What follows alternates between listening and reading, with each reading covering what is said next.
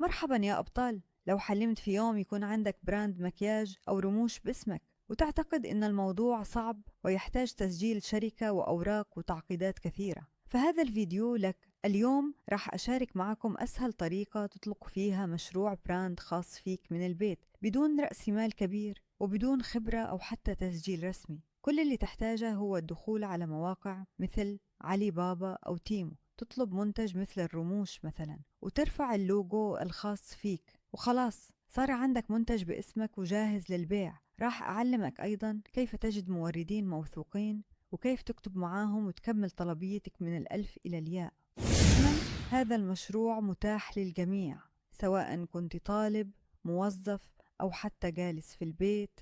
تقدر تبدأ وتحقق حلمك وتبني اسمك في عالم الجمال.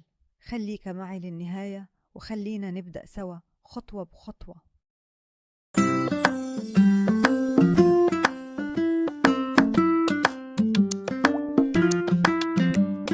أول شي نحتاج نختار المنتج. اليوم راح نشتغل على الرموش والحمر لأنها مطلوبة، سعرها رخيص والربح فيها عالي. أول شي ندخل على موقع علي بابا، نكتبه بالبحث Custom Lashes أو Private Label Lashes. راح تطلع لك مئات الموردين يعرضون منتجات بجودة ممتازة وأسعار تبدأ من أقل من $. أنواع التصميم والبوكسات. بعد ما تختار المورد تقدر تطلب كمية بسيطة كبداية.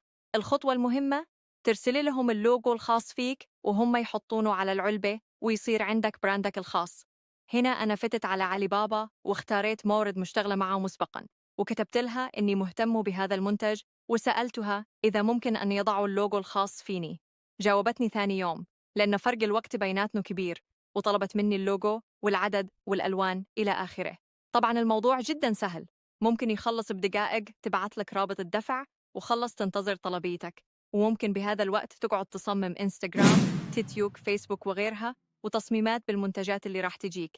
أنا شخصياً طالبة قبل ومسوية براند رموش وحمر وبلاشرات خدود، وللأمانة المشروع مربح، بس محتاج وقت للعرض والتسويق والتواصل مع الزباين والتغليف والتوصيل.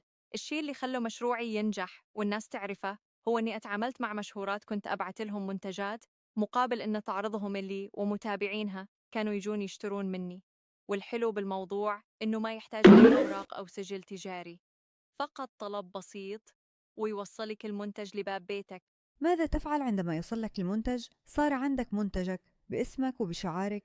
ننتقل للخطوة الأهم، تسويق البراند. تكون جهزت حسابات على تيك توك وإنستغرام. أهم شيء تختاروا اسم حلو وسهل يتذكره الناس. بعدها تبدأ تصور فيديوهات بسيطة، مثلا فتح صندوق المنتج، تجارب للمنتج، نصائح مكياج مع استخدام رموشك. صدقني ما تحتاج كاميرا احترافية، جوالك يكفي. ومع الوقت الناس راح يثقون بمنتجك ويبدأون يشترون منك مباشرة. في النهاية المشروع هذا مو بس سهل، هو متاح لأي شخص بأي عمر بأي خبرة. تقدر تطلق براندك وتحول حلمك لحقيقة حتى لو ما عندك رخصة أو سجل تجاري. إذا أعجبك الفيديو لا تنسى تشترك بالقناة واكتب لي بالتعليقات وش نوع البراند اللي تحلم تطلقه. خلونا نبدأ مع بعض ونكبر سوا. شوفكم في الفيديو الجاي مع مشروع جديد وفكرة جديدة وأسرار ما راح يعطيها لك أي شخص ثاني.